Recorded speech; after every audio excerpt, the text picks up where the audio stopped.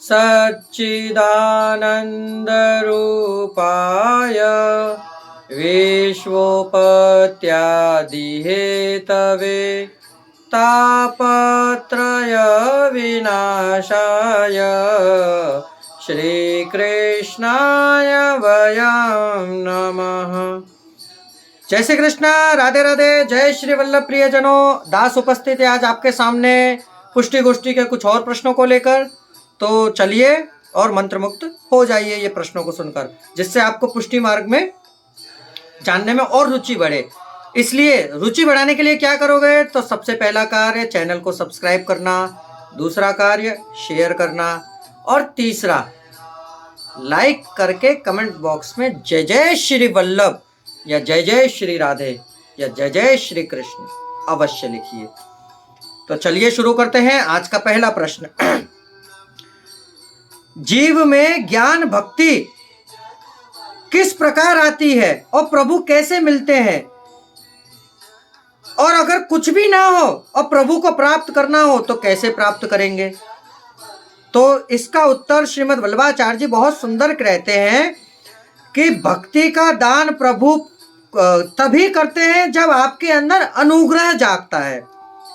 और वह अनुग्रह कब जगेगा, जब आपके अंदर शरणागति जगेगी कि हे कृष्ण मैं आपकी शरण हूं, श्री कृष्ण शरणम मम।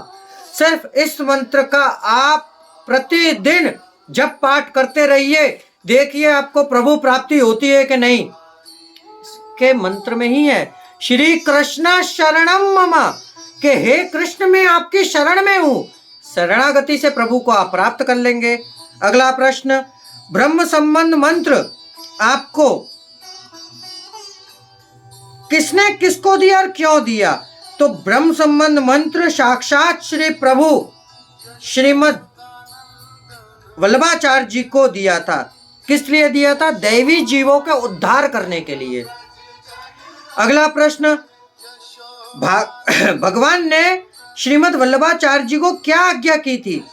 तब नंदनंदन ठाकुर जी ने श्रीमद् वल्लभाचार्य जी से ब्रह्म संबंध मंत्र देने के बाद आज्ञा यह करी थी कि ये सारे दैवी जीवों को आप अपने शरण में लो, जिससे इनके सर्व दोषों का नाश हो जाएगा। निर्दोष होकर इनको आप स्वीकार करें।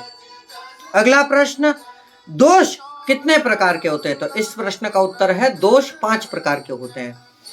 अगला प्रश्न, अब दोषों के प्रकार बताओ। तो दोषों के प्रकार है, पहला देह से उत्पन्न होता दोष, दूसरा द्वेष से होता दोष, तीसरा काल से होता दोष, चौथा संयोग से होता दोष, और पांचवा स्पर्श से होता दोष। इस प्रकार के 5 दोष।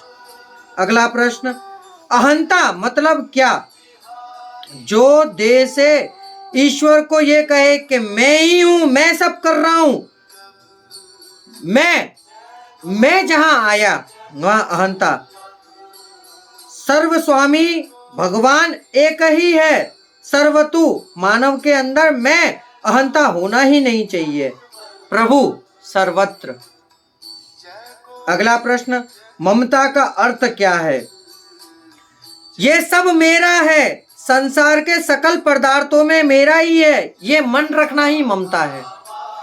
अगला प्रश्न, अंतकरण किस 4 का समावेश होता है। तो अंतकरण उन 4 में समावेश होता है, पहला मन, दूसरा बुद्धि, तीसरा चित्त और चौथा अहंकार। इन 4 का समावेश होता है।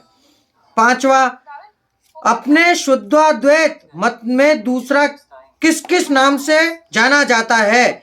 तो हमारे पुष्टि मार्ग में शुद्धाद्वैत को मत पुष्टि मार्ग, निर्गुण, भक्ति मार्ग, अनुग्रह मार्ग कहते हैं। भक्ति मार्ग, कृपा मार्ग, भागवत मार्ग वगैरह नामों से जानने में आता है। और अंतिम प्रश्न, निर्गुण भक्ति मार्ग किसको कहते हैं। तो निर्गुण भक्ति मार्ग जिस प्रकार गंगा जी का प्रवाह समुद्र की तरफ जोर से होता हो और कोई रीत से अटकता ना हो, मन को प्रवाह गति को सतत जोरों से प्रभु की तरफ अवचित्र करना ही निर्गुण भक्ति कहा गया है। तो प्रियजनों, ये थे पुष्टि गोष्ठी के आज के 10 प्रश्न। यदि आपको पुष्टि गोष्ठी के प्रश्नों में आनंद की अनुभूति हो रही हो तो हमारे चैनल को सब्सक्राइब अवश्य करिएगा और शेयर भी करिएगा, जिससे और भक्तजन इसका लाभ अवश्य ले सके। तो अब इस दास को आज्ञा दीजिए, कल फिर मुलाकात होगी नए प्रश्नों के साथ। जय श्री कृष्णा, राधे राधे, जय जय श्री वल्लभ।